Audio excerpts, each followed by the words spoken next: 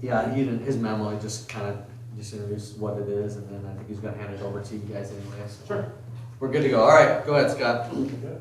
You want him to do anything, Nate? Scott, you need to, or Nate, you need to set up anything for this data center piece of it? Your memo, No, I do not. your memo didn't really have much, so. Okay. So just pretty much the city of Lennox engaged with Scott and Heidi Sandel, and then they had the Lennox High School Digital Age Club to investigate the feasibility of a data center here in Lennox. So we have students here tonight, so thanks for being here, guys, appreciate it. And then Scott and Heidi led this with the students, so go ahead. Yeah, you bet. So, Mr. Mayor, council members, thank you very much for letting us engage in this study. You know, while data centers are really a hot topic right now, you're finding anybody that has a Facebook account and a YouTube becomes an expert overnight. But the reality is, when we studied this, we learned way more about our community, way more about what we have here, not just about a data center, but what else we have in our students that we're missing. Okay? So we'll go through two things tonight. Number one will be the tangible side, which will be the feasibility study and what we found in that. And then I'm gonna also talk about the intangible things that really highlight what I think we as a community need to look into beyond the tangibility of the order. Okay? So intangible, tangible. From a tangible side, the team will go through that, but what we started with is, and you see this in your presentation, slide one, which is data centers, right? What is a data center? That's usually what I get asked the most, and I'm doing a lot of presentation. Apparently I became popular overnight for multiple reasons. But I'm being asked to come to many communities, doing one in Yankton on Wednesday, doing the Farm Bureau in a couple of weeks, doing one for SDN, and the list goes on, to just talk about what is a data center. However, the reality is, what I like to flip that to isn't what is a data center, because it's pretty well discovered right now. Why do they even exist? And what can they do to exist here? And so that's really, as you go through that, then what does it take for them to exist? What is the infrastructure? And that's really what we started with the students is, what do they take to exist? And so we ask the question, what is a data center? And then we turn to what infrastructure is necessary. And if you break that down to the high school level, it's not what infrastructure the digital age take. What even is infrastructure? What is the infrastructure of our community? What makes us a civilized community here in Lennox, right? What is that and what does it look like? So ultimately, what is the future of that? So, to get to your feasibility study, I'm gonna let this team go through that. The second slide that we have there is just a quick timeline for you to review of all the things that we went through during this last few months with the senior group, or the whole group. There were 19 students that participated, which I found kind of cool. And we're gonna continue that. But from the feasibility study, if you're asking the question, what did we find out from a tangible, they will go through that, but as a summary, is about a 5 to 7 megawatt facility could exist in Lennox here. That's about equal or identical to what SDN has. And that could exist here with no changes to the infrastructure and using no palatable water whatsoever. If you go to a wastewater treatment plant, recapture the water, use that for a cooling technology, build a facility. That's within city limits. Okay? Outside of city limits, we just take a step over a 25 megawatt facility or bigger, not the hyperscales, not 100 meg, 500 meg, but a 25 megawatt is also feasible in that range. Okay? So that's within this region, but very specifically to you guys, a 5 to 7, very easily doable. Okay? Now, like an SDN facility, that would be what you call a co-location. That's going to be where companies like, and they'll go through that, are going to come from nearby for a DR, like a disaster recovery or delivery of content, your emails, your Facebook, your whatever. They deliver that locally. Okay? Any questions on a co-location facility? I'm going to flip gears real quick and talk about where I was last week and the possibility of the AI world. Any questions on co before I jump there? And that in the study. Okay. So last week I was at a little facility up north in North Dakota where they're bringing in GPU racks. So we'll just take the same 5 to 7 megawatt, flip that into an AI factory, or not an AI factory, just an AI processing plant, where companies are looking to place, hey, I need to take my data to train it somewhere, but I can't put it in the cloud and I can't put it somewhere else because it's my security. Call it a hospital, call it a bank, call it a financial institute, whatever. They need places to go. So you take a 5 to 7 megawatt, they can build a pod, and a pod is going to be like 10 racks facing each other. You know what a rack is? It's about the size of this thing, about 6.5 feet tall, filled with computers. Okay? That's a rack. That individual rack, just to bring it to the money side for you all, that one rack, right, put a pod of 20 together, that would mean there'd be 16 usable GPU racks, because there's 4 for networking. Each one of those racks is about $4.5 million each. Okay? So do the quick math on that, you're going to get to about $144 million of landed sales tax just in 2 pods. Right? If you do the math, it's about $2.some million in revenue, tax revenue, sales revenue for the municipality in that time frame. Okay? How does that work, Scott, with sales revenue? What you're saying? Sales tax. So it's just like buying your laptop. You buy a laptop, you pay sales tax on it. It's just a bigger set of that. So it's the exact same principle. But they're not buying the rack system here. They landed here. They pay it where they landed. Really? Yep. Okay. Yeah. Then ongoing revenue from that So that- is generated how? Yep. So that doesn't include, so that's just landing the rack here. Okay. So there'd be 32 of those racks. That's a essentially, about one-time 4 thing, point. right? And that's about a 7 to 5 year flip, as you'd see that flip. Then you're gonna look at property tax, but we haven't even talked about the cost of building the building. So if you go to the AI route, that's typically, or those kind of computers, is about $10 to $12 million per megawatt of construction. So you're talking on a 7 megawatt, you're talking a $70 million building, right? Plus the landing of that. Then you get into property tax. Now, there's a problem across the whole state. There needs to be a new tax created around just data centers, because nobody knows how to price them in a tax base or assess them in a tax base. We're running into this community does it like a commercial, this community does it a different way, this just kind of all over the board across the state. So we need to change that for the state. The other thing, on top of that, so once we kind of get that figured out as a state, now there's communities all over writing ordinances to try to figure that out, but the tax is still a problem from a property tax and a commercialization of the facility itself. Not the sales tax of the landed equipment inside the space. Okay? 2 different things. Then on top of that, property tax and sales tax, you're gonna have use tax on the fiber, the power, the water, the sewer system, whatever they use inside that facility. You're gonna have taxation on top of that use as well, just as we all pay. Okay? So that's just kind of a breakdown of a tangible, right? And I'm gonna stop there from my side and let the group here, if I cover the 3rd slide, the group here is gonna go kind of what they learned in it, and then I'm gonna come back and talk quickly about the intangible side that I really, really think, set the data center aside for a minute, and we're gonna talk about the digital age that we live in, and something I think we're missing in this community greatly from this study that we found, okay?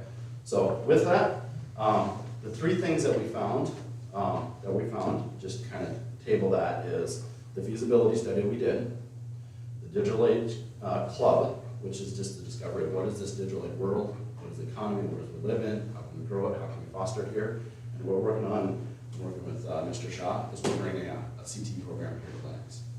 So we already have commitment from companies who are landing racks here to build a CT program so we can get certified cabinet containment technicians.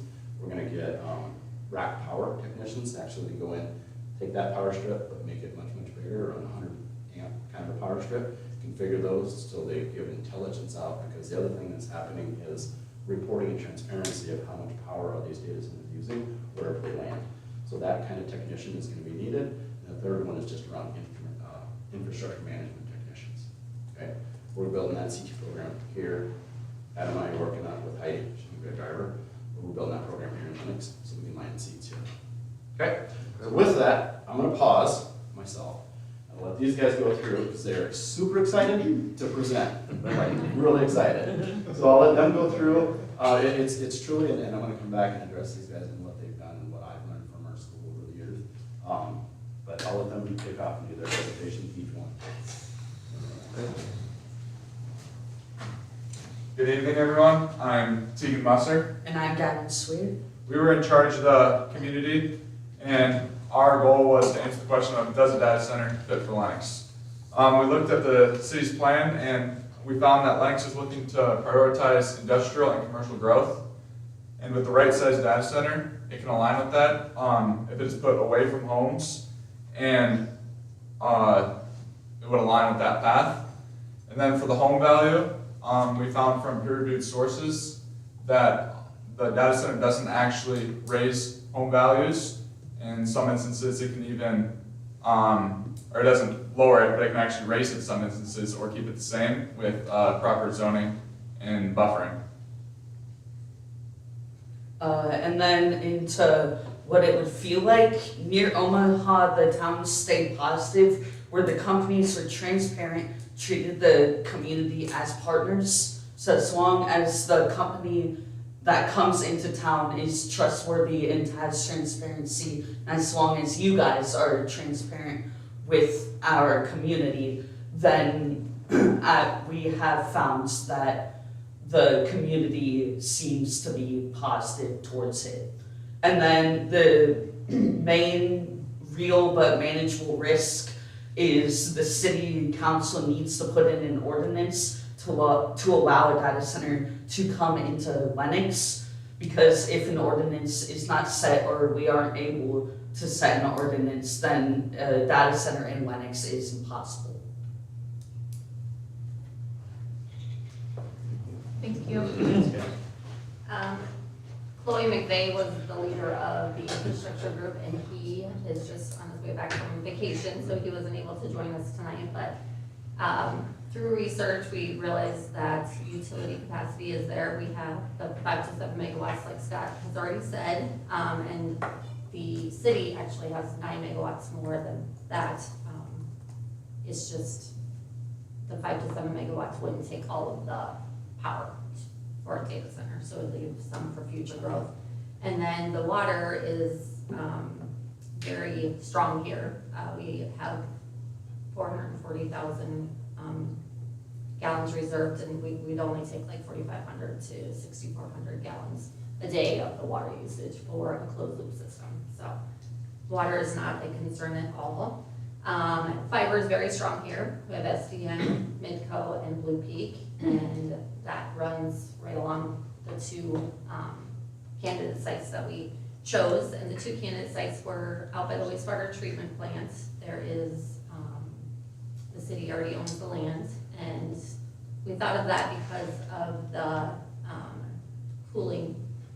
The gray water coming off of the wastewater treatment plant can be used for cooling of the data center, is why we chose that one. And then also by the industrial park, right across from the lumberyard is a good candidate for a site there too as well. And then Mid-American Natural Gas could easily support the load for backup power. So, environmental, Eli. Hi, my name is Eli Hyman. I was the lead for the environment group for our feasibility study. So the main goal for us was to look at kind of the environmental impacts of the data center in Lennox. So the first thing that we kind of looked at was the water usage. So what we determined was that what would make the most sense for Lennox would be to use a closed loop system that would use free cooling as well, taking advantage of South Dakota's cold climate. And that would use under 1% of Lennox's water reservation. Another thing that we looked into was the waste heat that a data center produces.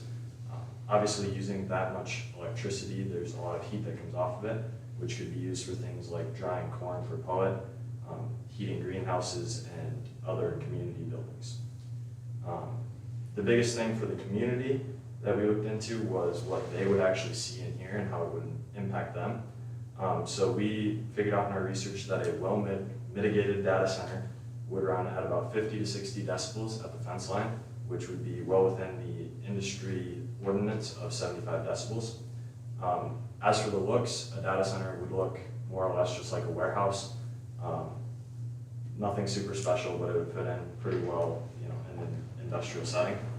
And so the main things that we would recommend to help the community would be things like a 500-foot setback, good landscaping, screening, and other design elements to make it look better for the community. The most important thing that we looked at was the transparency aspect.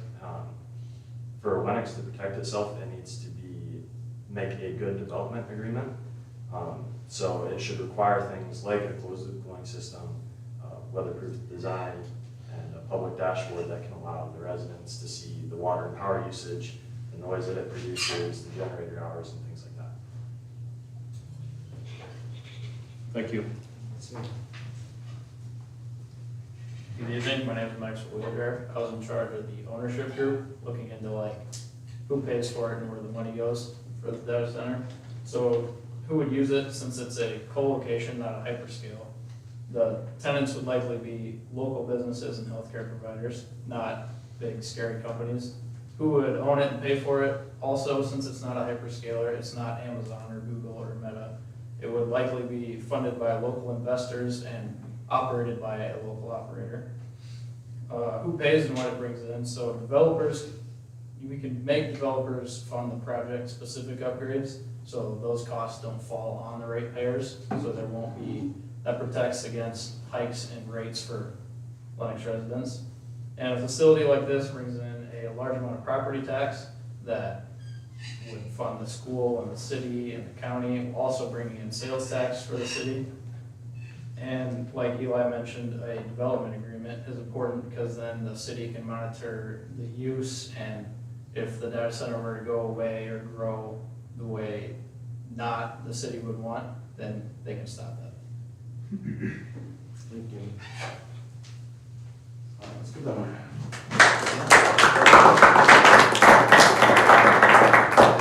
Good job, guys. I know they were extremely excited. Right? I don't know if you guys were at graduation, but you did well. That I understand from guest speaking.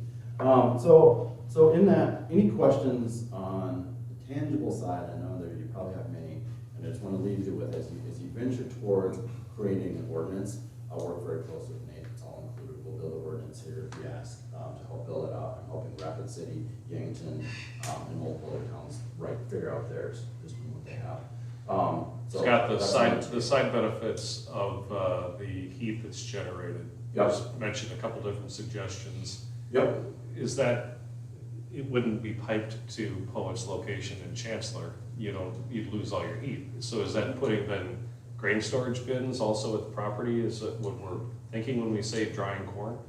That could be a possibility, yeah. So that's what, like SDSU was on a meeting last week with them, and they're starting to do research, okay? If this is the byproducts of a data center, what is the byproducts? And heat is one of them, is grain, corn drying or any kind of drying, something plausible. And so what research has to go into that to actually make it a reality?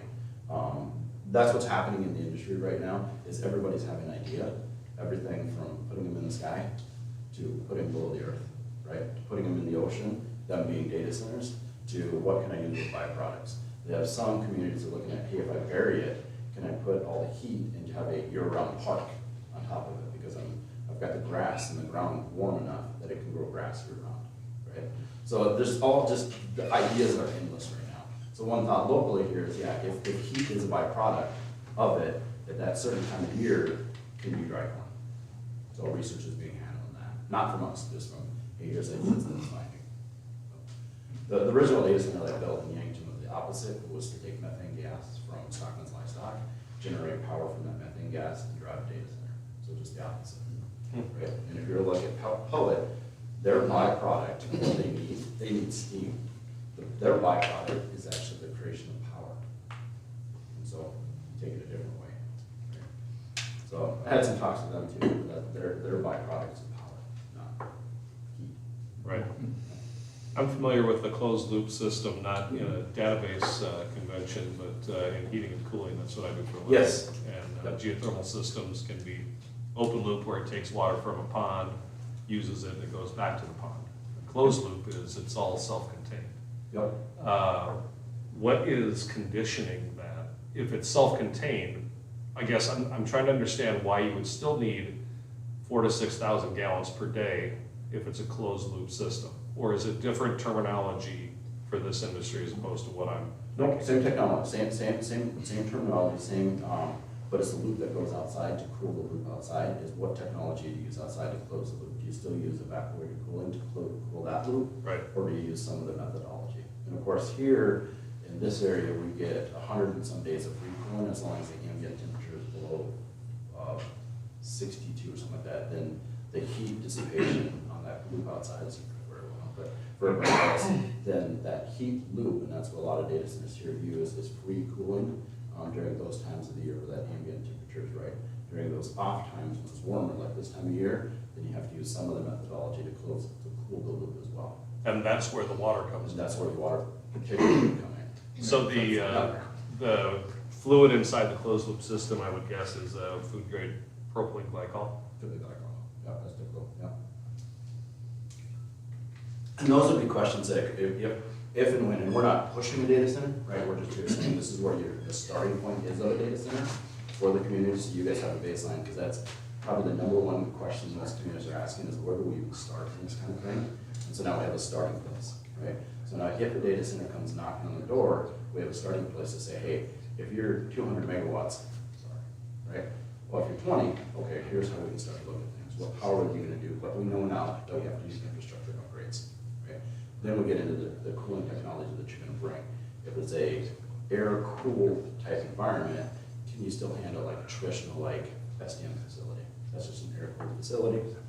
Doesn't use a lot of water because you can still get away with the free cooling outside and do, typical thermal or typical air conditioning handle on the outside. So that's it. Once a company, if a company comes, and that's what many communities across the globe are asking themselves, if a company comes to us and starts asking, can I build a data center here? Where do we even start?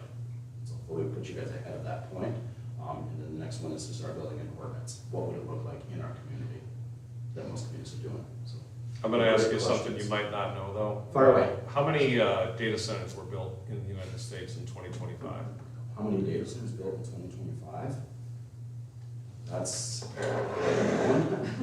because there's a ton of them that. So what happened?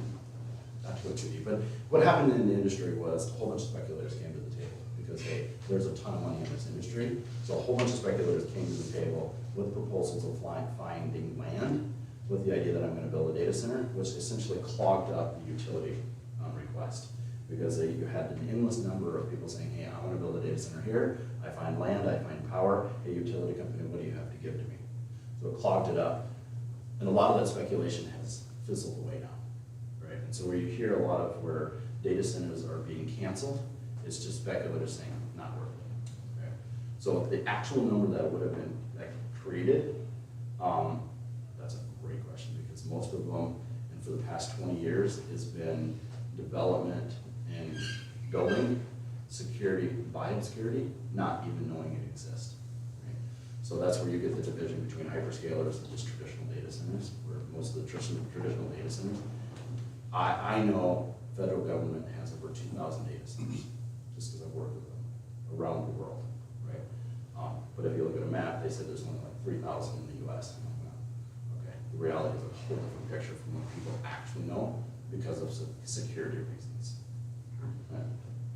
So when you see on the news power usage, like Texas had a heat wave and people didn't get, their air conditioners didn't work, they were out of power and all that good stuff. We hear a lot about our energy grid is taxed and antiquated and can't keep up with the way we're growing. How would this seems like it would not work in that type of environment with this extra draw when we're already concerned about weak infrastructure.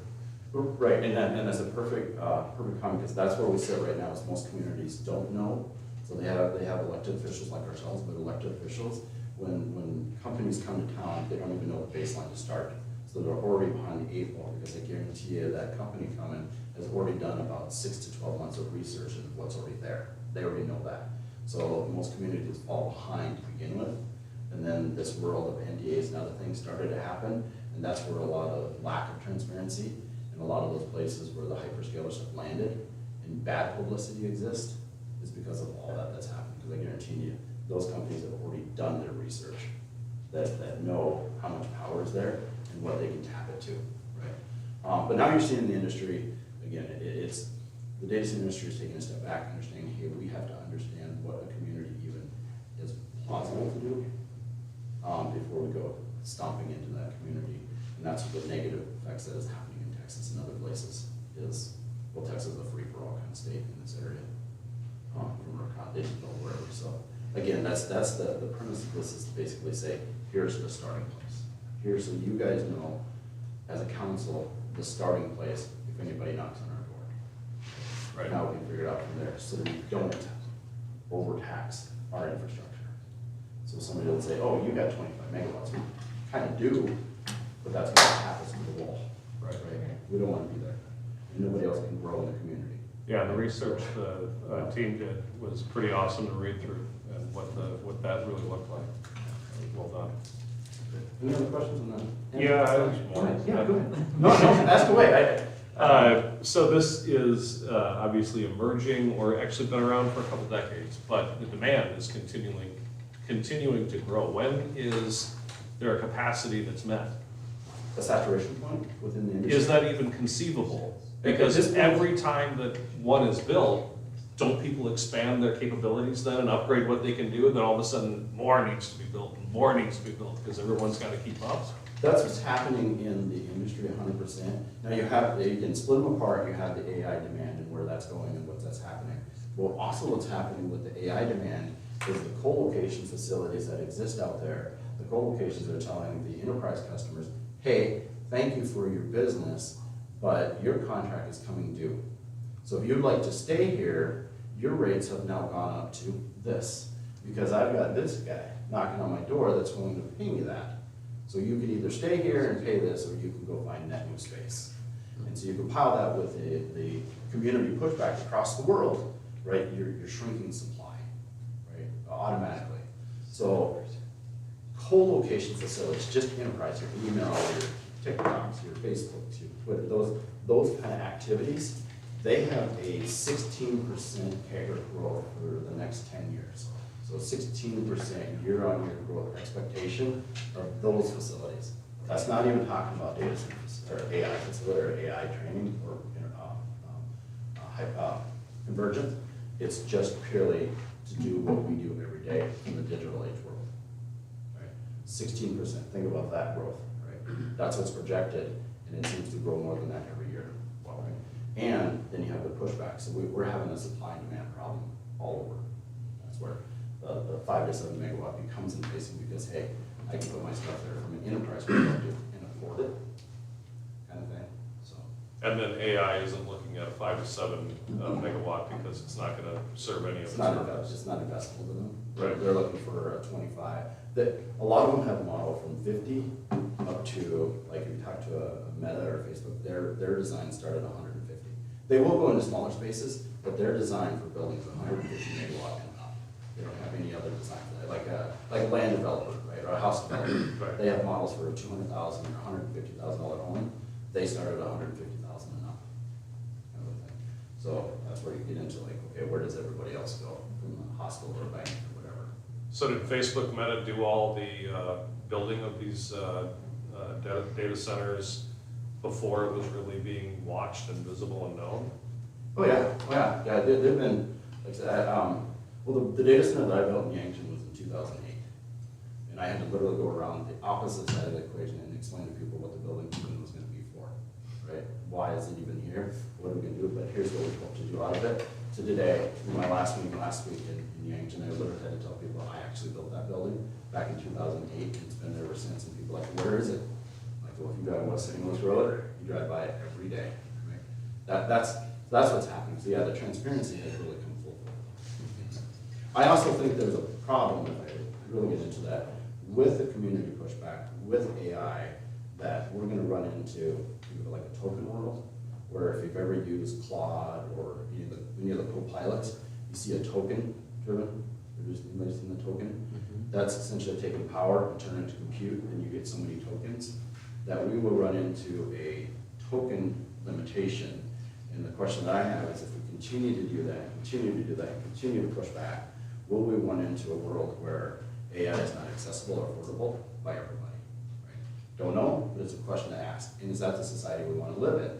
That only the people who have, or the universities that have, they can have access to it and afford it, get the tokens to do research and training, versus taking Mount Marty, who doesn't have the access or the affordability to get the same kind of research. This used to say somebody in Mount Marty can't take AI and discover cancer, right? Drugs, right? So it's just stuff to think about. So I'll wrap up quick. I'm going to kind of take this back and wrap up. But the intangible side, again, that's the intangible side to me. So this last year, that being the student body, so this last year, what I really kind of looked at, and this goes into somebody that is, we're really rich with fiber here in this community. With Midco, SDN, we have Blue Peak, then the surrounding areas have had like all the others bring fiber around to the communities, right? So we're really rich with fiber. We also have, what I found in this, is an untapped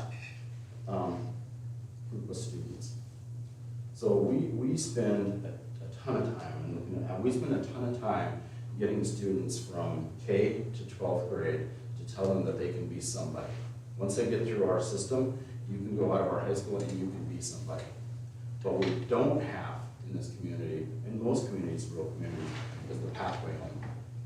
What is that pathway? You go out and do whatever, but when you come back, here's what we have for you to create something. And so with that, what Tegan is actually doing is starting to reach out to people, because I'm gonna set you in a frame of mind. Anybody remember when you got your first checkbook? Yeah. Remember when you got your first duplicate carbon checks? Right, and you gotta write that first check, you didn't have to put it in the register anymore, you could remember who you wrote that stupid check to?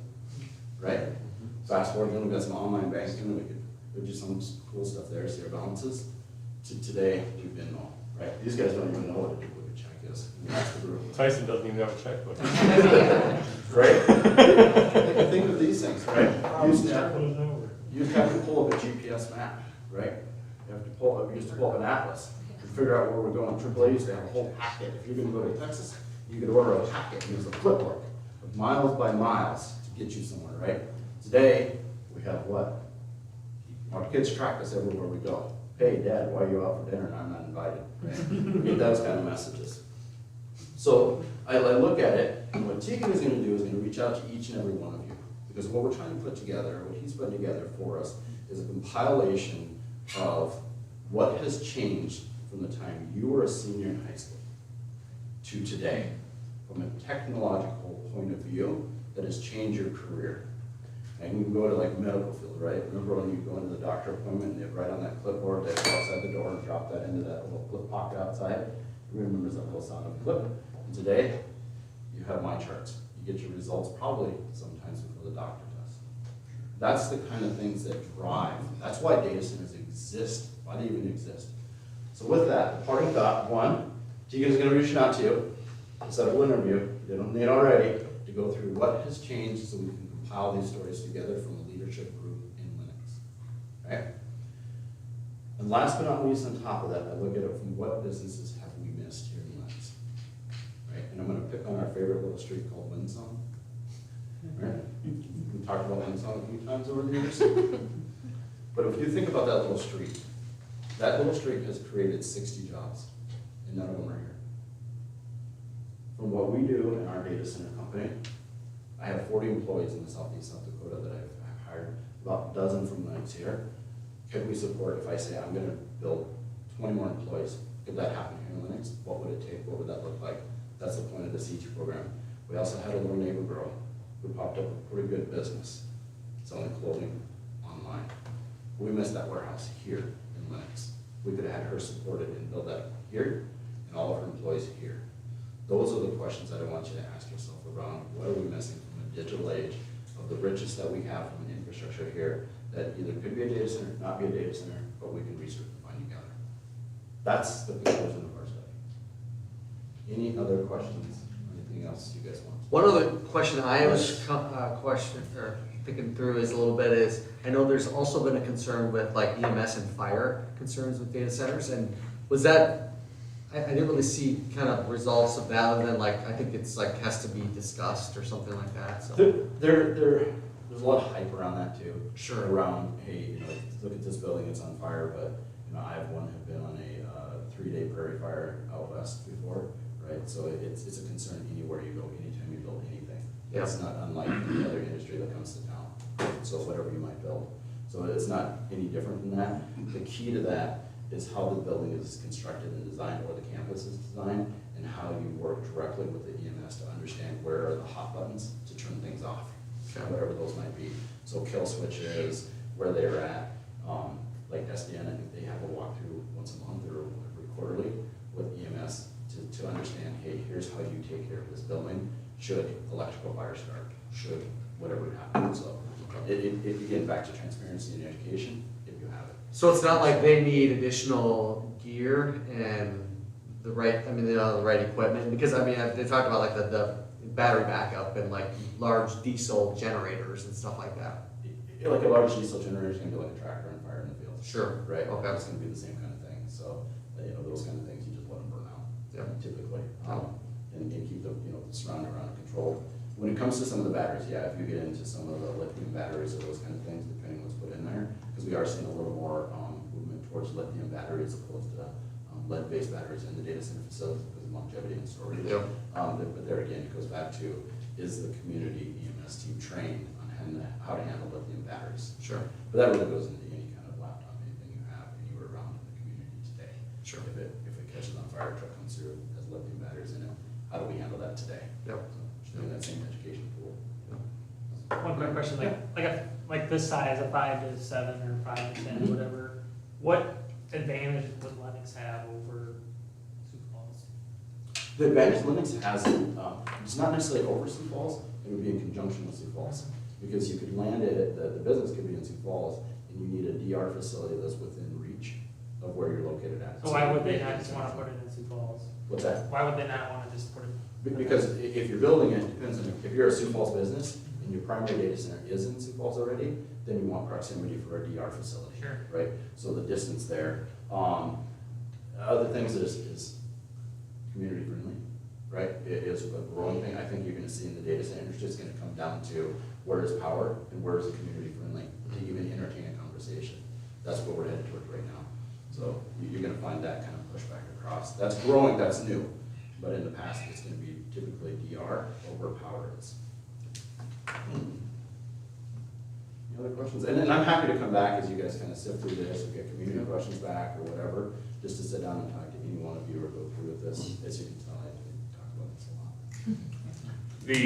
The meet me room concept Yeah. in the configuration has me a little, I'm not following that. A meet me room? Yeah. So a meet me room is like where tier one network providers, so like an AT&T or CenturyLink or something like that, they'll come into a facility and they have a meet me room. So it's a secure room that the network or the telco provider can go into, but the data center itself is separate.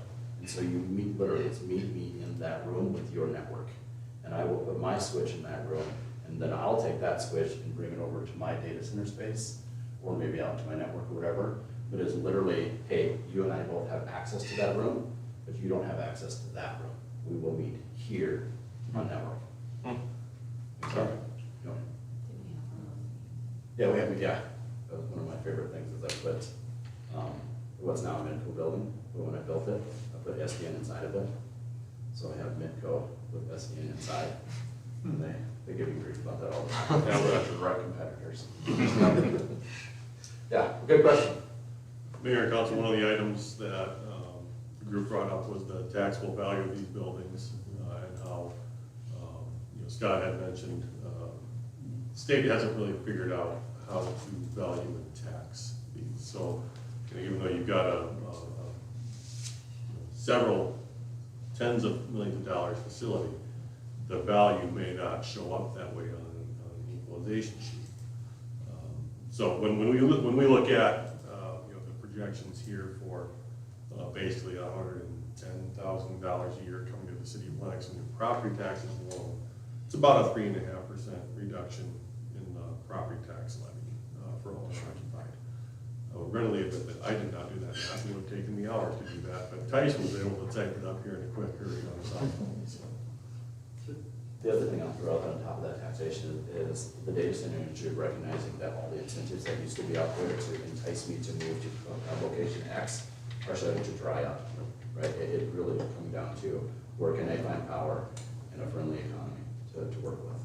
That's where it's driving it, not necessarily taxes. So back to that $1.5 million per rack, it's gonna have to exist. With, let's go back to 2008 and put up that data center in Yankton. What was the expected lifespan of that data center? So they're anywhere between 25 and 30 years, but where that comes into play is as the new technology comes to do it, going back to the liquid cooling kind of a methodology, is as new technology comes through the door, what is this building and that technology's compatibilities, right? So I'm working with a large old banking data center company. They used to have mainframes throughout the whole facility. So they had, because mainframes back then had a water loop in their facility, and so it worked out well. Well, they moved away from mainframes, right? And that loop got kind of just closed down for a little while. But now they're coming back to AI racks, and they need that loop again. So that facility is now reusable because the loop already exists, they don't have to reconstruct it. So like that facility is designed at 5 to 10 kW per rack. And what happens is, if you get to like an AI rack, they're gonna draw anywhere from 75 to 100 kW per rack, as opposed to that 5 kW per rack. So therefore, the cooling technology has to align. Typically what happens is, the square footage inside there gets shrunk down. So instead of having 200 racks, you might have 20 racks. With new technology that cools those racks, the remaining becomes football space, right? So that's what happens to these buildings. It's not that they go offline and become unusable. They basically become, how do I reinvent this building to handle today's technology? Because it does it. The IT industry is like an accordion, in and out. Disperse it, bring it back, disperse it, bring it back. And that's also something that's happened in the data center industries. They're looking for not these mega facilities anymore. Well, they are, absolutely, don't get me wrong. The hyperscalers are looking for them. But there's a whole other world where, hey, where can I find 10 megawatts, 25 megawatts, a distributed network of data centers as opposed to a single campus. That goes back to your question is, hey, if I can build a 10 megawatt here, 25, it fits in my wheelhouse. My business, not mine, in some way, business plan. So if terrestrial data centers become obsolete and we're in space with these things, as people have proposed, what happens? 2028, they'll have data centers. So Space Cloud is working with SpaceX and getting data centers into space. Go deep into that kind of technology, but it'll be a balance. They won't go away. We'll have a balance up on Earth and in sky. Again, people are trying to put them everywhere, but there will be a balance between the two. You'll see that. Right, I just don't want a decomposing building. Yep. And it's like any factory, they'll typically get turned into something else as they go offline. But I've seen multiple buildings repurpose themselves. Even the one in Yankton, we're looking at reviewing that one to be like a 4 megawatt facility for something else, because they have plenty of power to do that there and cooling technology. And I would think that most of these facilities,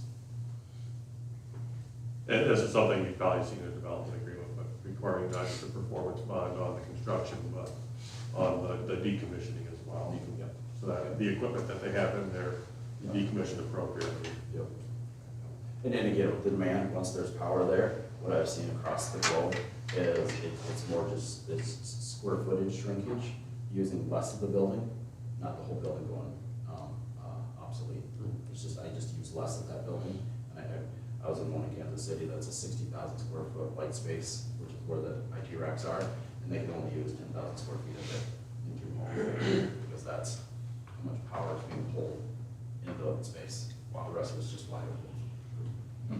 That'd be the pickleball reference. Yeah, I've been in many places like that that have huge, the one in Sioux Falls, they have a 20,000 square foot room that's completely stone gravel, because they don't have power for the whole building. Wow. Any other? What is the footprint of not just the building, but the overall access and everything? How big is that?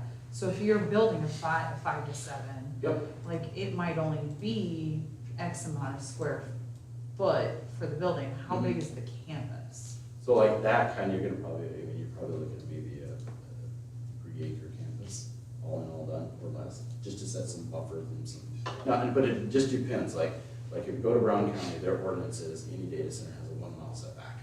So you gotta find where can I put that in that ordinance, right, to make it work.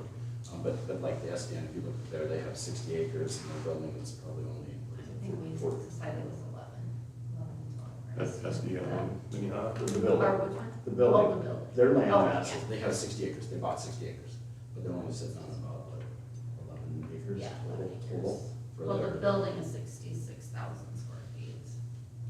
And what's the capability of that?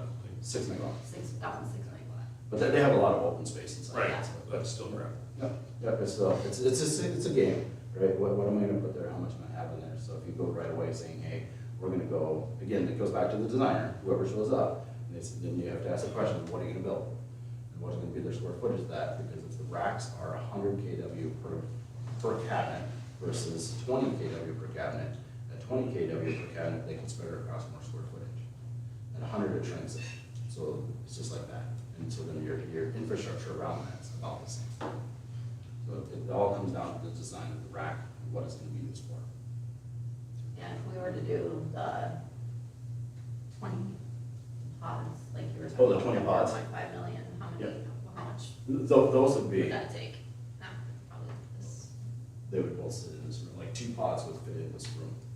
Racks, I mean, they're tight, but you'd have one room this way and this way, but you could put them in this room, the 2 pods, and then your infrastructure outside. So it could be very small, like if you have high computing. So now briefly, earlier, towards the beginning, you had mentioned not only the 5 to 7, but even 25. So if you go outside in some of the co-ops, they have the ability to get up to 25 meg, but that'd be outside of Lennox. Not Excel Energy, it would be, Southeast. Southeast. Southeast, Yeah. that's their capability around their substations to get up to 25, pretty easy, just outside of Lennox City, Lennox proper. I feel today, so that's a possibility, but I haven't found anywhere that, I mean, other than the place up in Sioux Falls, the possibility to go into the hundreds of megawatts. And I haven't found anywhere yet that would be a true possibility. 50 is about the max that I've found in Lincoln County to hit safely, if you will. You said Rock County's 1 mile setback, Mm-hmm. just for noise? Just, I don't know why. I've been trying to figure out why, but they just wrote an ordinance. They just got together and wrote an ordinance. And they started with 1 mile setback, and so I'm trying to figure out where they're buffering. So I'm trying to figure out where I can find 1 mile setback with them, yeah. That's what I was thinking. Yep. What do they usually use that remaining land for as, I mean, other than That's a buffer? Wonderful question. Just Is it parkland, grass? is it whatever? So- That's stuff that I don't. What we would do, like in our current industrial ordinances, every ordinance requires a setback in building. But in our current industrial ordinances, there's no specific use setback. It's just, this is the setback in industrial for these uses. And in that setback, you're allowed to put the required landscaping. Has to be, you have to have so many deciduous trees per frontage foot, per 150 frontage foot or something like that. So that's where we would, you'd put in, if nobody wants to see these things, you put in, well, you have to have X many deciduous trees or shrubs of X height in this space. And that's, you can use that to mitigate look, you can use to mitigate sound, so on and so forth. So typically what you're going to see is just required landscaping and then a large conservation area. I know like the one in Rapid City that they're crafting is a sound buffer at the perimeter of the property that has continuous monitoring, is what they're putting in. Because ultimately, if we say you can't go over X decibels at the property line, but in their case, one of the neighbors is a lumber mill, and if they have one more like grinder, then they will push that buffer over the limitation. So you have to write into ordinance, how do you buffer for that? So continuous monitoring of that, and then understanding what the impacts are, is where some of that starts to leak around the ordinance. There's a lot to it. My side is the data center side. He understands the perimeter. Any other questions? Otherwise, I just applaud you for getting the school and the kids involved. I think that's a really cool opportunity you offer those kids, and gives them, even outside just the research they did, but just how do you go about researching a topic, or how do you go about a real world problem? I think that's pretty impactful. So thank you, Chad. Again, I said I've handshaken close to 400 kids over the Lennox stage in my tenure as board chair. And this year just kind of hit me as I was working with this guys. Where are all these kids going? If there's been 400 kids that I've shaken the hand of, why are we not getting them back here? So what do we have to do to start that wheel of here's a pathway home? And I'm just calling it a pathway, so if we build a CP program, we'll build a pathways home for students, and we'll continue it. So, I just Thank wanna you. add on to that, thank you for the school, Mr. Shaw, for helping coordinate that. And feel free to reach out with other questions, and, and Tegan will be talking to each of us, I guess. So, I'm looking forward to seeing this compilation. so pick It's a your really favorite good restaurant. When I told the school board this, the question they asked is there a time limit? Like, if I go through all the stuff that's changed in my life, is there actually a time limit with Tegan, or can I just keep talking? No, thank you all. Thank you. Thank you. Thanks, students. Appreciate it. There's no action on this, just a lot of good information here, so. Okay, we'll move on to 5.2, we have Safe Streets for All Safety Action Plan. Mayor and Council, the City of Lennox is participating in a larger grant with Southeastern Council of Governments called Safe Streets for All. We committed to that grant in 2024, the grant period kicking off in 25. Following multiple rounds of public comment and surveys, consultant engineers on the project are prepared to present a safety action plan for your review tonight. Engineers are here tonight to be on site to present that safety action plan. Anticipated a resolution improving this plan at the July 13 meeting. We do have it tonight, but I think we need to do it on the 13th just for publication's sake. So there's no rush to do so tonight. We'll place the resolution on the agenda for July 13th. No. Thank you. Good evening, Mayor and Council. My name is Peyton Weiss. I'm a transportation engineer with Felsberg, Holton, Oleg. I'm representing a consultant team which includes FHU, Houston Engineering, and Alta Planning and Design. Tonight I'll be walking you through the Lennox Local Safety Action Plan, which was developed as part of the broader CCOG, Safe Streets and Roads for All Safety Action Plan. In case you are unfamiliar, I thought we'd start with just a brief overview of what SS4A is. The Safe Streets and Roads for All, or SS4A, is a federal transportation safety program focused on reducing and ultimately eliminating fatal and severe injury crashes from the roadway network. This process relies on what we call the safe system approach, which differs from how we've kind of traditionally approached safety and analyzing crashes in the engineering field. This recognizes that people make mistakes and that transportation systems should be designed to reduce the likelihood that those mistakes result in fatal or severe injury crashes. This differs from the traditional approach by treating traffic deaths and serious injuries as preventable outcomes that the entire system should work to eliminate. In the past, it was a lot of kind of reacting to crashes that occurred. If there's a fatal incident that occurred out here on Highway 17, we would maybe come in after the fact and try to figure out how we could make changes that would prevent that from happening in the future. But with this SS4A and safe system approach, we're trying to address things proactively. So I guess in the case of Lennox with this project, there's, spoiler alert, there's not a ton of crash history that we really were seeing within city limits. There's a lot more kind of on the fringes out in the growth area. But with this project, we're looking at maybe 20 or 30 crashes over the course of 5 or 10 years.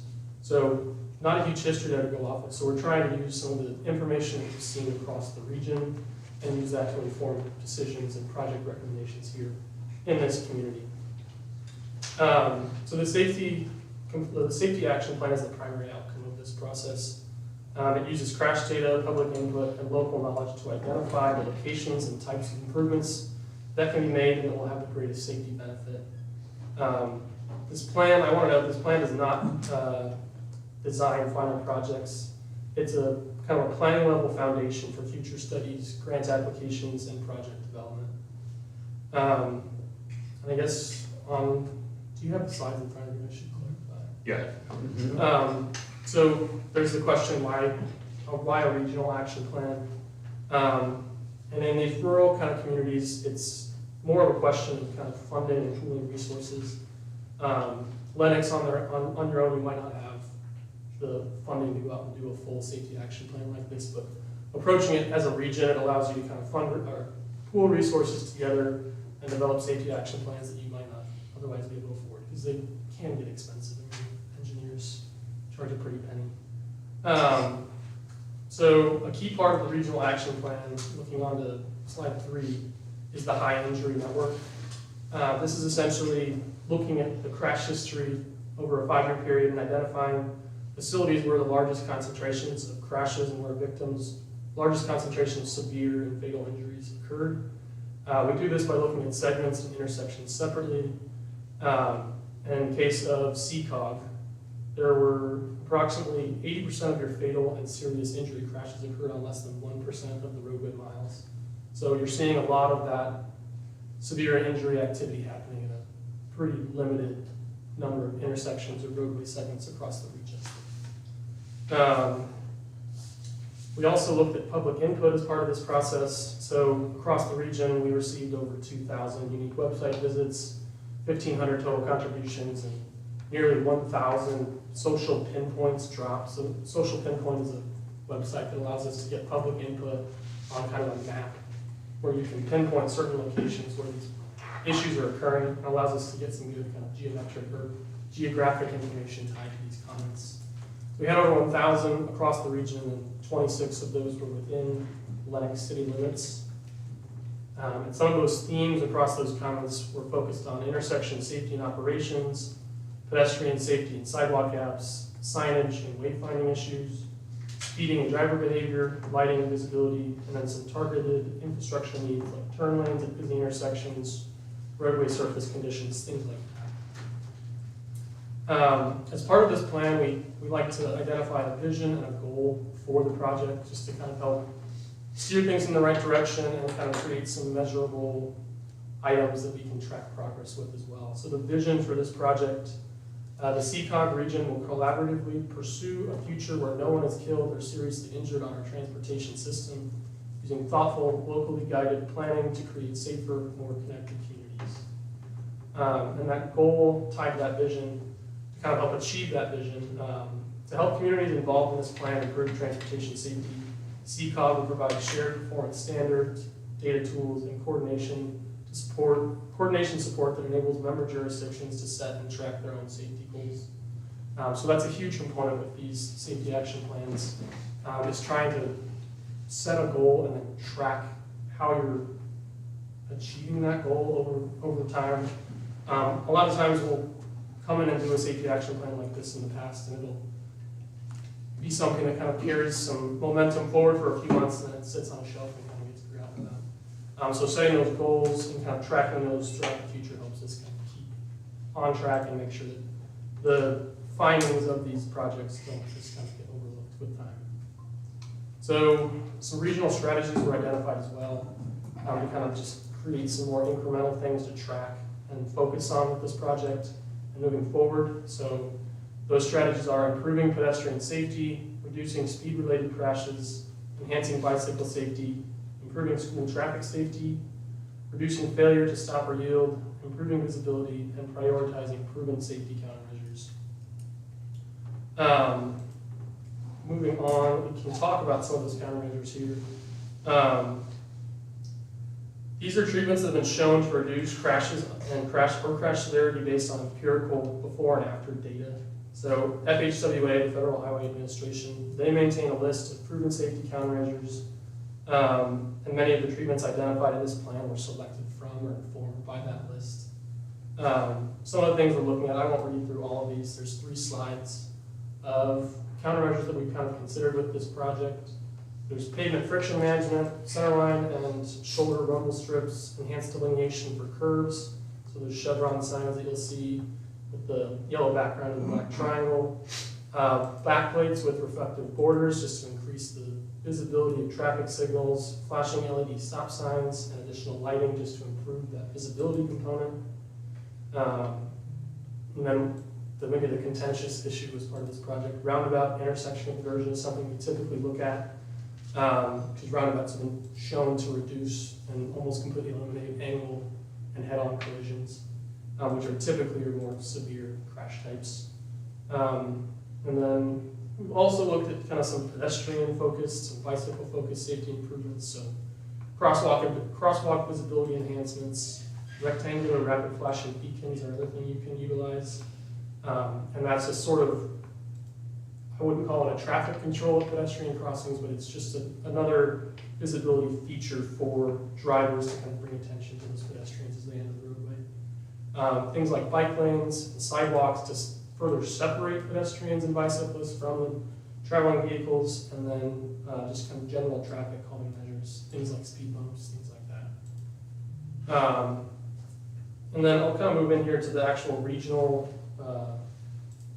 action plan. We do have some maps in the PowerPoint that show all of the priority projects that were identified from the regional plan. In the community of Lennox, it might be a little hard to see, but there were, I believe, 4 priority locations identified from that kind of crash history standpoint on the high injury network. Payne, we have like a PDF, it's kind of like a summary, I don't know if we have all the slides though. So, but a lot of it's, like, I'm seeing what you're talking about and stuff, but. We have recommendations. From this afternoon. Yeah. Man, Council, I'll add it real quick, I do have it in my inbox. Okay. A lot of, like I said, a lot of the same information I'm seeing in here, but when you talk slides, I'm not sure where you're at, so I'm just paging My through a little bit, apologies. but no, you're fine. Just wanted to let you know, Yeah, in case we no, look a thank little you. confused. And I believe what you're looking at, that's the local action plan, that's the actual document Okay. itself. Yep. Right, with the recommendations. Yep. So, like I was saying, and those should show up in there. I think you can see a couple of them on the map. Those are actually the prioritized projects that are kind of focused on the local side. But there were 2 segments on Highway 44, both kind of east and west of town on the growth area kind of limits, outside of city limits. There was a stretch on 277th Street, north and west of town, on gravel road, and then there was the SD-17 corridor, north of, I believe, north of 44 all the way through city limits and out to the growth area. But those projects were identified largely from a crash history standpoint, so there's probably 1 or 2 kind of severe injury crashes that occurred on those segments that bumped those up into kind of that priority level. Should I go ahead and wait until we get the PowerPoint? 'Cause a lot of this does kind of go through information in the PowerPoint.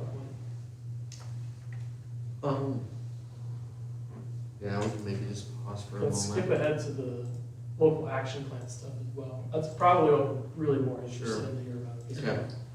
well. So, the document you have in front of you is the local safety action plan. So this is kind of meant to be a pared down version, summary of what's in the regional action plan, and then focus really into some of the safety issues here in Lennox.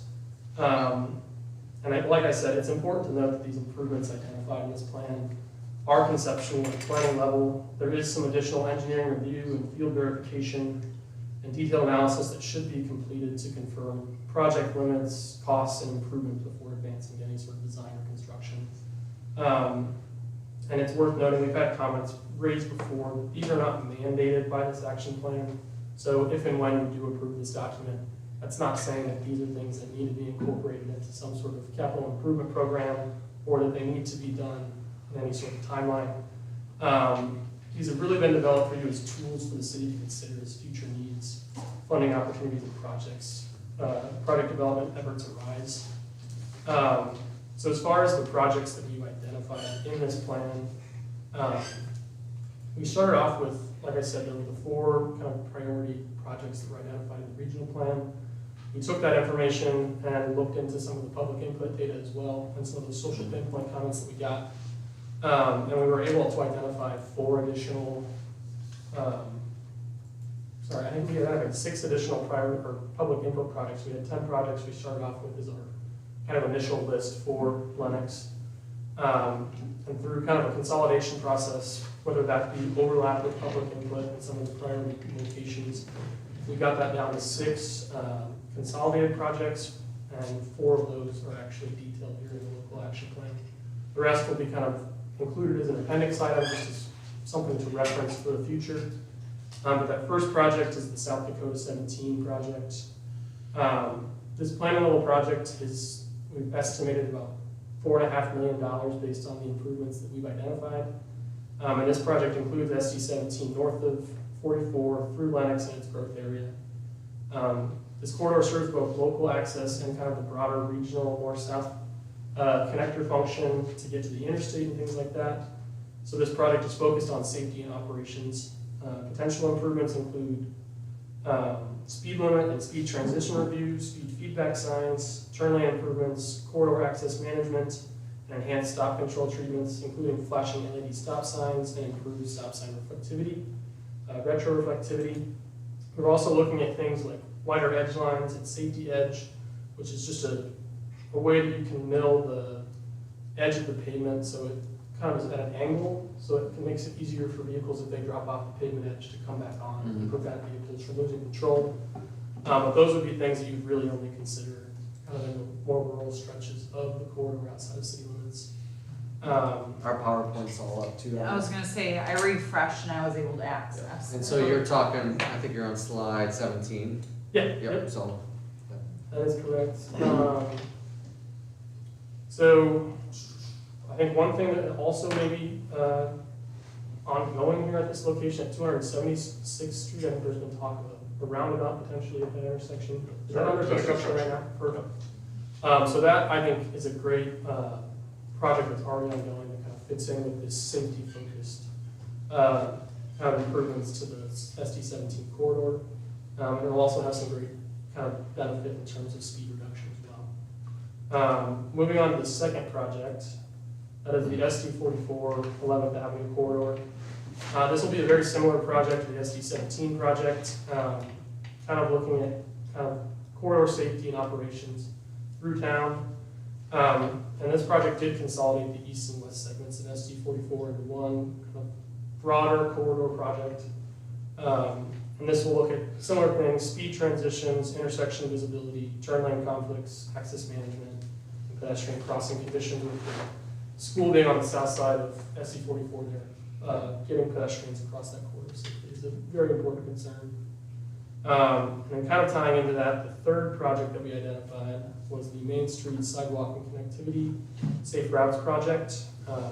This project covers the entire stretch of Main Street through Lennox, and was estimated at about $1.25 million based on the improvements we identified. And I should mention for the SD44 project, that was about $2.67 million project. I should, again, caveat, those dollar amounts are just there for kind of reference of what it might look like. If certain things like turn lanes or actual physical built infrastructure improvements like that are not included, it could be much cheaper, but if more intense things like that are incorporated, it could be more expensive. So for the Main Street project, this one is largely focused on pedestrian safety along the Main Street corridor, especially along the south end there. A lot of the kind of educational and recreational facilities are located along the corridor. And so this will focus on enhancing connections between neighborhoods, schools, parks, downtown, and the existing sidewalk facilities. Potential improvements include sidewalks and trails. Along the Main Street corridor, sidewalks are provided along most of it. So a lot of that will maybe be more of kind of a maintenance thing in reconstructing dilapidated facilities, things like that. Crosswalk visibility enhancements, RFPs were warranted, those retro-reflective, or rapid flashing beacons, and pedestrian refuge islands if necessary. Lighting, speed feedback signs, and any sort of fixed object removal, if there's any sort of sight distance obstructions along the corridor. And one thing you could consider as well, I think it's kind of a feature of a lot of rural communities, and the roadways through those towns, they're typically built a lot wider than they need to be. So Main Street's a 2-lane roadway, but I think it has a cross-section of over 40 feet. Typically, you use about 12 feet per lane. So without doing any sort of reconstruction and trying to narrow the roadway, you can do a lane reconfiguration with pavement markings to kind of tighten up the lanes and help reduce speeds for vehicles as they're driving through. And that will allow you to provide other amenities. And right now, parking is provided. It might be as simple as just, I think on, I can't remember the street when I was driving into town. I think it's 278th. Is that the North Street that kind of runs east-west through? Within town, there's pavement markings kind of denoting where parking is supposed to be on the street, separating it from the travel lanes. So something as simple as that could be implemented along the Main Street corridor just to kind of help enforce and create a narrower field for the traveling public. The medians and pedestrian refuge islands are, these would be called like center boulevards, is that what those are? Yeah, you could, When we talk about it as just a pedestrian refuge island, that's typically just a shorter stretch focused around the pedestrian crossing. Oh, But you could do, and like a full median, like if you were to do a boulevard through Main Okay. Street, you could provide pedestrian refuge on that median, but typically the pedestrian refuges, or the refuge island is looking at just a single piece of median at the crossing. okay, Just to give them a place to stop in the middle, that vehicles won't be able to Gotcha. drive through. okay. So again, that Main Street project is really focused on kind of that pedestrian aspect of the community. And then our fourth project, this is kind of a smaller scale project that came up from a couple public input comments. And this project will be focused on rail crossing, signage, and speed clarity. So this covers the whole rail corridor, the BNSF corridor through town, but would really kind of be focused on the 5 or 6 crossings within city limits. And so this will be focused on improving driver awareness, crossing visibility, and speed limit clarity near these at-grade railroad crossings. Potential improvements include speed limit review at crossing approaches and just kind of making it clear what the speed limit is at these locations. Sight distance clearing along the tracks just to ensure that drivers can see up and down the crossings and see if trains are coming.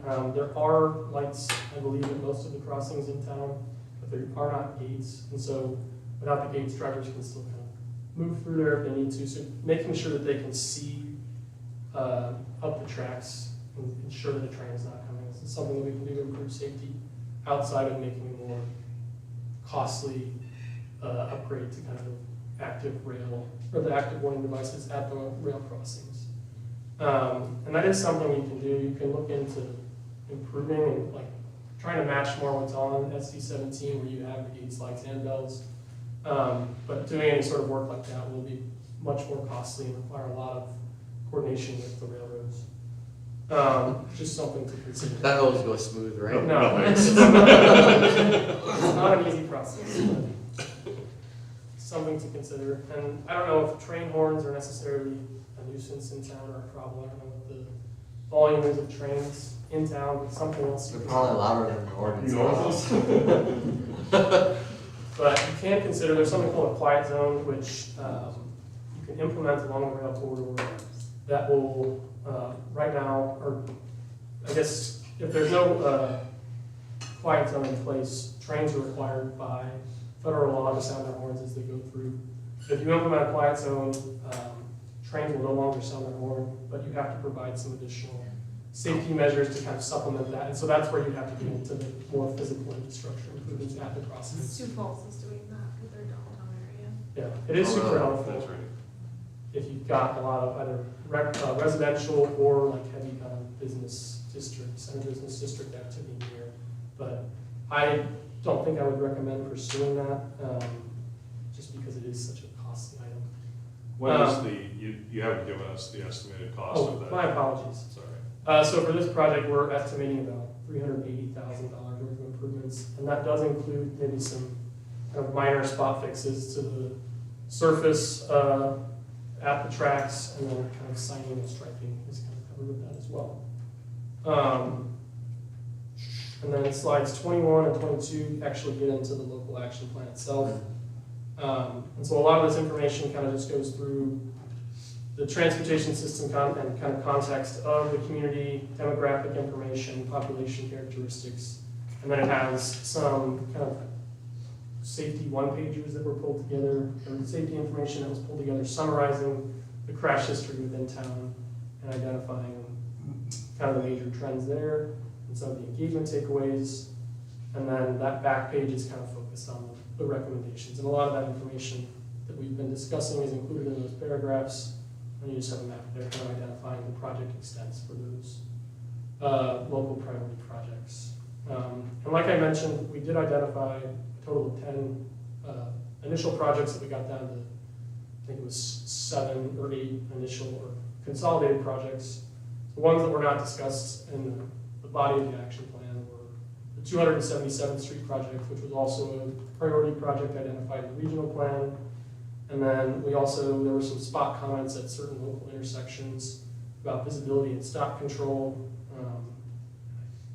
Those were West Hofer Avenue and North Juniper Streets, 278th Street and 465th Ave, First Avenue and South Cleveland Street, and then Third Avenue and South Elm Streets. So those were locations that were explicitly mentioned in the public comments. And then the Oriole Avenue Road Condition Heavy Vehicle Review, just that stretch of road down there by the industrial development there, but I believe that project is also planned at least, right? And pre-con meeting last week? Okay, perfect. So that one is kind of taken care of, but I think that's good to see that there's kind of overlap between projects that are identified in the action plan and what's already kind of going on in the community. And that brings us to the local plan adoption process. So what you see here on the page, or on the slide, is the resolution that you would go through and adopt and approve as part of the upcoming city council meeting if you want to move forward with this and adopt this document. This is not my kind of, I'm an engineer, this was drafted by our planners, but I think this should be pretty straightforward. If you have any questions, please let us know, we can answer those. But this is kind of that final step in the plan. So once this is signed and approved, then the action plan is yours and you can kind of do with it what you will. There are, if we go back to slide, it's 15, this does detail some of like the grant opportunities that are available for projects like this. So there's obviously the Safe Streets and Roads for All implementation grant, which that application has passed for this year, but that is something that may be available next year or in the coming years if that's something we wish to pursue. And the one caveat I will say about that is to pursue grants for the SS4A implementation, or to pursue the implementation grant for SS4A, it has to be a project that is documented in this local action plan. So those 4 projects there would be kind of what you're really looking at for that grant. Otherwise, the rest of the grants listed here don't have any sort of restrictions like that. So whether it be a project from a local action plan or something that you're identifying on your own end, these grants are still there as a resource either way. That is really all I've had prepared for you guys. But if you have any questions, I'm happy to answer them. Thanks, Peyton. Questions? Yeah, sorry. Nope. When we formally adopt this, I know you said that obviously the priority projects are outlined in here, but you listed off a bunch of other intersections or areas of concern that were marked. Once we adopt this, is all of that information ours? Like, will we have a list of those? Okay. Yeah. So I believe that was in the email I sent you as well, but we do have, with this plan, that first document, there will be an appendix. And we'll have a table that kind of summarizes all the information for all the projects, whether they were in the plan or there are those 4 additional appendix items that we mentioned on that last slide. So we will have some kind of summary information for all those. But we did only develop kind of the plan level costs for those 4 in the body of the plan. Understood. Thank you. Yeah. Questions for Peyton? Thank you. Thank you very much. Presentation, your time, good information here. So like Nate was recommending too, which I agree with that, we'll just bring this will be on our agenda coming up here. in a And couple full weeks. plan, so we'll have a full plan and resolution available at the next meeting, which is 3 weeks, not 2 weeks from now. There might be minor adjustments to the plan, but I don't think that I'm looking at anything major here, so. Great. Thank you. So now we move to 5.3, we have Department of Corrections tree project. Mayor and Council, this is a discussion item only tonight, just to make sure that we have some sort of blessing or consensus to move forward with this plan. So the Department of Corrections reached out to the city of Lennox. They're discussing a collaborative effort. They've again trained a chainsaw crew. So they've done that several years ago, kind of fell off to the wayside. They've done that again. And that crew is available to help communities in any tree removal efforts. So in our case, EAB being a big one, we do have trees in the park that need to be taken care of yet, ash trees and others. So to use the crew locally, we need to train at least a couple of staff members, transport the crews to and from the work site, cross off a couple additional requirements. It's really just in discussion at this point, but it appears to be a beneficial project to remove some older trees that probably need removed soon. But prior to taking additional steps, I want to provide an opportunity for council to provide questions and oversight given the limited but real risks.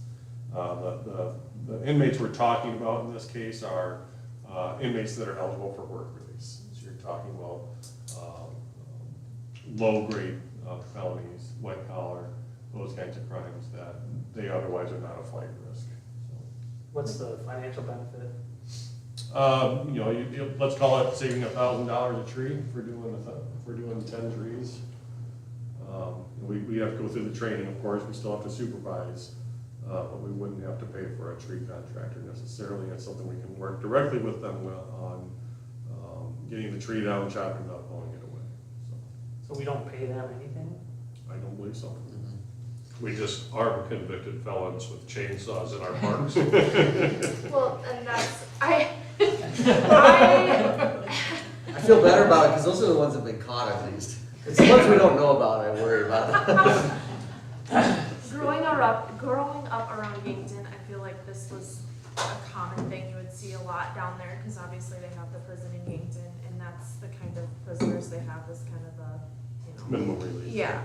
I think I would support this, but I would recommend that we as a city and a council do our due diligence in notifying the public that this is coming so that if they are uncomfortable with it, like with daycares and whatever, notifying them that they're coming, what areas of town they're even gonna be working in, just so it's not like you see somebody in a yellow suit walking around with a chainsaw, to your point. But I think it's a great opportunity for us financially, a great opportunity for these inmates and the prisons to get them out working and civilized again. The other thing about transporting them, like, is our staff comfortable with that? They were on the call. I don't know that it would be much of a concern, but we can certainly, again, they'd have to go through the training to do so. Yeah. There's a couple other modules. It's a several-hour training that they'd have to do. Does the DOC send anybody else out? No. No? Just turn them loose. So is it Chief Erickson that's gonna be driving them around the whole time they're here? I don't know. All right. I think they've already met Chief Erickson. Yeah. I've had experience. I worked with the Department of Corrections. I was a contracted. I worked in the prison for 3 years, and part of my role was taking the low-risk inmates out to our warehouse to work. And so I worked with work release all the time for 3 years. So, and yeah, these are the people that you have to earn this privilege in order to be out to do this kind of stuff. If you're causing trouble, you're not going to be the one sent out and released to. And you've got any sort of question or concern, it's pretty easy to call up there and get them back up there if you've got one person that's just kind of whatever. So, and been through the training as well. So I think if we have staff that are willing to do it, I think it's a great program. So these are people that are going to get out in our community. They're possibly going to be our neighbors anyways, and to be able to be giving them something to get out of the prison to do something productive. Jankel started that years ago. It's kind of been limited over the last number of years, so I think this is a good way to partner with DOC and get these guys out doing things. If I'm not mistaken, we have benefited from this before. There was a tornado, early 2000s, late 90s, where Jankel did come in with the bullhorn and called in a bunch of prison inmates to help clean up. And that was not an uncommon sight during his 10 years there. Beyond the flight risk idea, what is our, sorry, all of a sudden my train stopped. Liability. Must have had a safer Thank crossing. you. What is our liability if they get hurt? What do we do there? Yeah, it wouldn't be under our insurance or workers' compensation. It'd all be under under the state's insurance pool. Okay.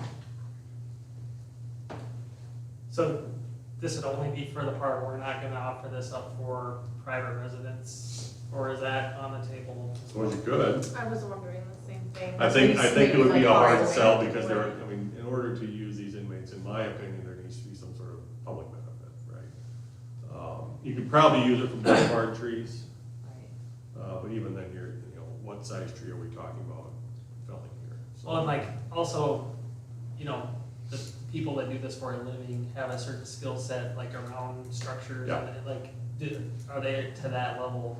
No. Right, so, But we did talk about, if we have, trees that need to be cut down by a professional, the crew is still available to help cut them up. They'd be willing to do that around town as well. sure.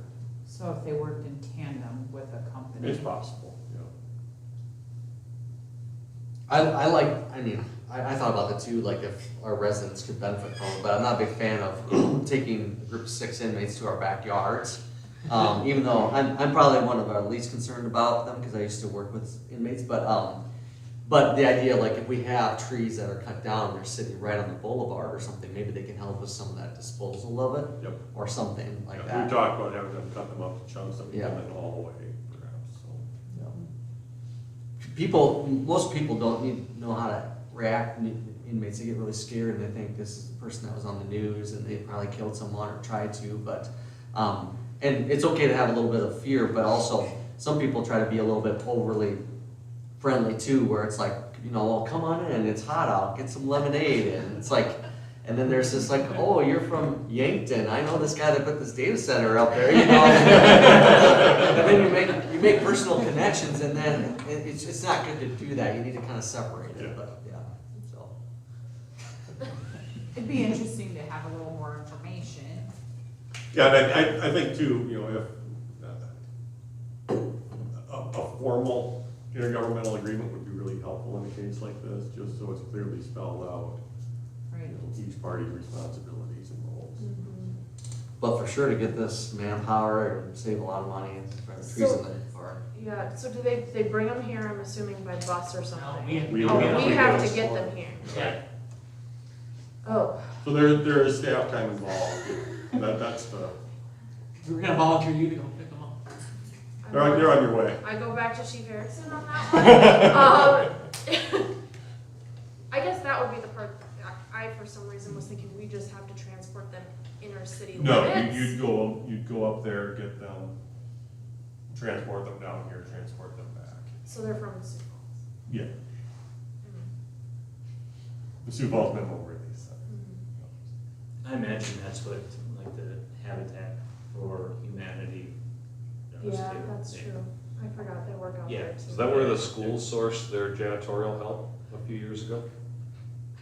I think it I think so. I'm not kidding. I think so. Yeah. I believe so. Jumpsuits running around. Yeah, I For a think couple they years. did clean up. Yeah. Do you remember this back when? That's right. Prison labor was responsible for. Brought the internet to the high school. school wiring. Yep, I remember that. That's right. With kids in the building. Yep. Yeah. We're just weaponizing. Well, I guess there's security in knowing that we do have a police department here in Lennox, so, they're only a few blocks away. I don't have a problem with it. Just I grew up- more exploration, more. Yeah, discussion. we need some additional detail, so we can feel comfortable about Yeah, this. is it like one staff member to 4 inmates, is it, you know what I mean, We did have a ratio, I think that was close, Okay, to what, and That's most, a lot. partially it's because that's what we can transport in our vehicles, right? So, but 4 on 1? I mean, So if they only have chainsaws, we got a guy. well, it's gotta be fast. that's saying it's comparison. Okay. We'll explore this more and, get more detail and come back. Thank you. Yeah. Let's see here. Keep going down the interstate. We are on to executive session. Looking for a motion to move to executive session for the sole purpose of consulting with legal counsel or reviewing communication from legal counsel about proposed or pending litigation or contractual matters under SDCL 125-23. So moved. Yes, thanks. Second. Someone's gotta say it, I guess. All right, we have a motion second. All in favor signify by saying aye. Aye. Opposed, same sign. And we are in executive session, 8:47 Sure, I thought one was- PM. Thank God, Dave took the bullet, that's a lot of. Thank goodness somebody writes it out for us. Yes.